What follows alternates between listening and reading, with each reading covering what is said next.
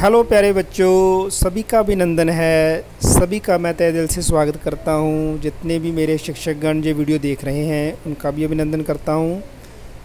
तो माँ बाप का भी अभिनंदन है। आप सभी से निवेदन है कि इस वीडियो को पूरा देखिएगा। जैसे पिछले वीडियो में हमने बात की थी, हम मात्राओं के बारे में बात कर रहे हैं। कक्षा चौथी है। सभी विद्यार्थियों ने अच्छे से इसका ज्ञान लिया था, इसको पढ़ा था, इसको समझा था कि अ की मात्रा से लेकर के आ की मात्रा, ई की मात्रा, बड़ी ई की मात्रा, छोटे ऊ की मात्रा और बड़े ऊ की मात्रा हमने की थी। आज बच्चों हम जो मात्रा करने वाले हैं वो मात्रा है रू की। ठीक है, तो रू के बारे में समझाने से पहले मैं आपको पंजाबी के ऊपर लेकर के आता हूँ कि पंजाबी में जैसे हमने पढ़ा था पैर में रारा, है ना, जैसे प्रगट, प्रताप, ठीक है, प्रकोप, ठीक है। तो ऐसे जब पैर में रारा पड़ता है तो ऐसे हिंदी में पग में, पाँव में रू का लग जाना उस पैर में रारे की तरह ही है जैसे पंजाबी में डाला हुआ होता है। तो आपको स्पष्ट करने के लिए कि जैसे पंजाबी में कैसे लिखा जाता है और हिंदी में कैसे लिखा जाता है, बहुत मामूली सा फ़र्क है, थोड़ा सा फ़र्क है। चलिए इस फ़र्क को पहले जान लेते हैं कि कैसे लिखा जाता है। तो जैसे आप ऊपर देख रहे हैं, जे वाला जे हिंदी में है पाँव में पग में रू डालना, और पंजाबी में कैसे होता है? पंजाबी में ऐसे होता है। जैसे एक शब्द मैं आपको लिख के बताऊं पंजाबी में,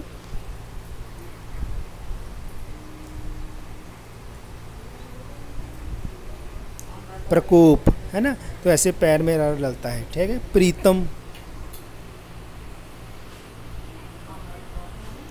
तो जब पैर में रारा डलता है को हिंदी के ऊ जैसा लगता है ना, जो बड़े ऊ की मात्रा है उसके जैसा लगता है। लेकिन हिंदी में जब रू डलता है पाँव में, पग में रू डलता है तो उसकी निशानी क्या होती है?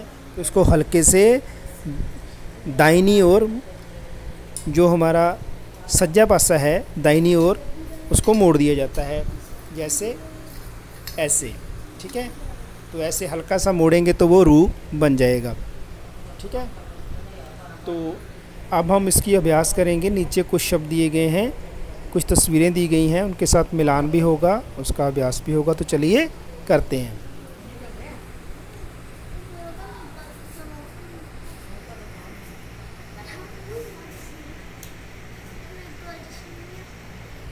तो जैसे मैंने मैक्सिमम पॉसिबल जूम आउट कर लिया है, आपको दूर से दिखा रहा हूँ ताकि सभी तस्वीरें आपको स्पष्ट दिखें। तो जैसे है पहला ग्रह, इसको क्या बोलते हैं? ग्रह, क्योंकि पैर में अगर डलता है तो ग के साथ ही रू की आवाज़ भी साथ में ही आनी है, तो बन गया ग्रह। ठीक है बच्चों, तो क्या बन गया? ग्रह। उसके आगे है नृप। ठीक है, तो नर्प क्या होता है? राजा होता है। तो ग्रह क्या होता है? घर होता है। इसको साथ ही साथ हम इसको मिलाते चले जाएंगे।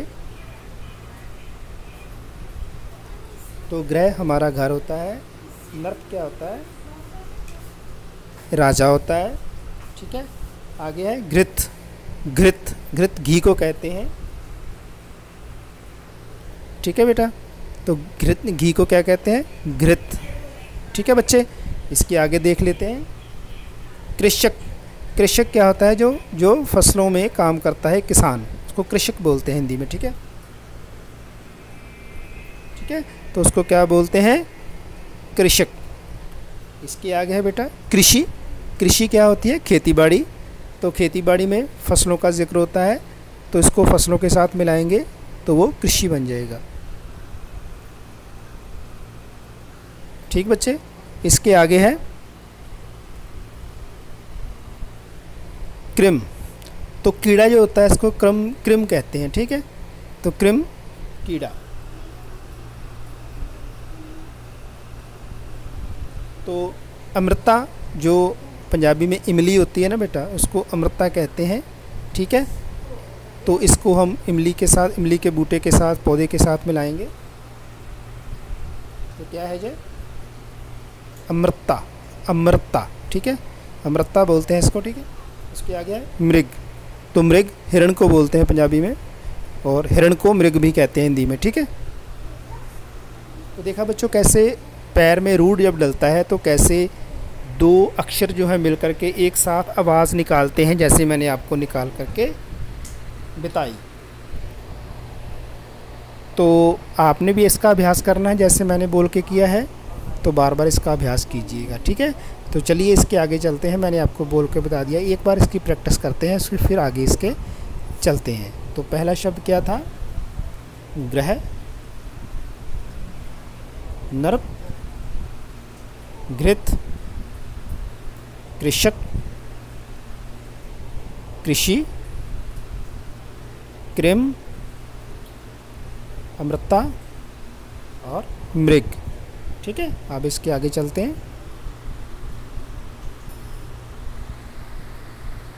तो आगे बच्चे इसको समझकर हमने पूरा करना है जैसे हर बार हम करते हैं। तो चलिए अब इसको पूर्ण करते हैं।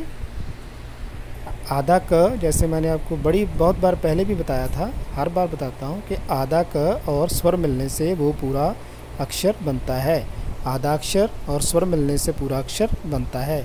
जैसे आधा क है, इसके नीचे हल लगा है, हल का मतलब है आधा है, ये वाला हर बार मैं बताता हूँ। हल का निशान लगा है तो इसका मतलब है कि ये शब्द अक्षर ये वर्ण आधा है। तो आधा क और प्लस रू बन गया, पैर में डल गया कृ, तो क्या बन गया? दोनों को मिलाने से कृ। ऐसे ही ग आधा है और इसके साथ जोड़ दिया हमने रू, तो क्या बन जाएगा? ग्र। तो क्या बन जाएगा? ग्र, ग्र। इसके आगे नृ,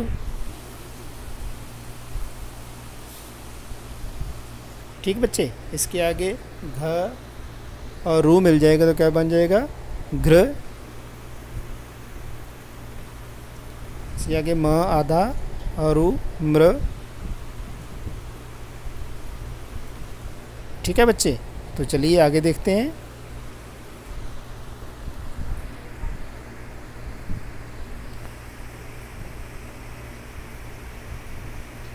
तो आगे कुछ शब्द हैं, इनको पढ़ते हैं। फल, फल,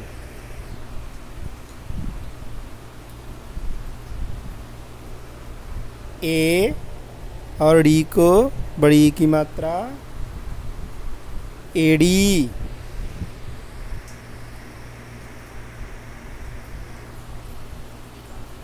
व और क वक। अब इनको पहचानना है। फ, व, ए,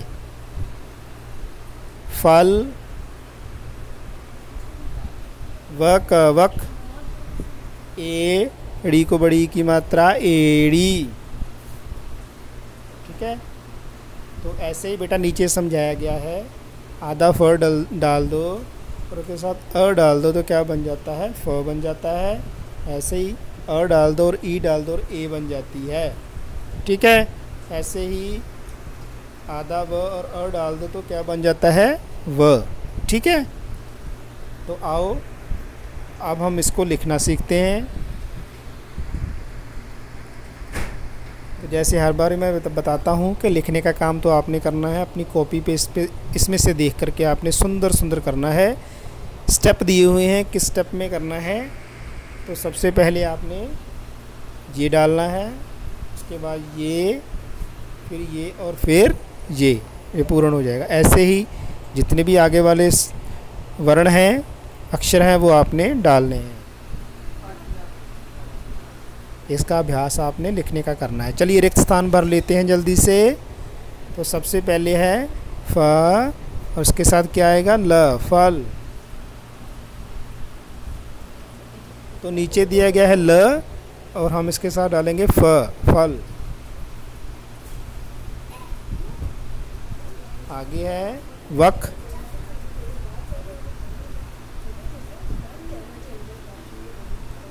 दोनों में हमने वक को पूरा कर लिया। उसके आगे है एड़ी,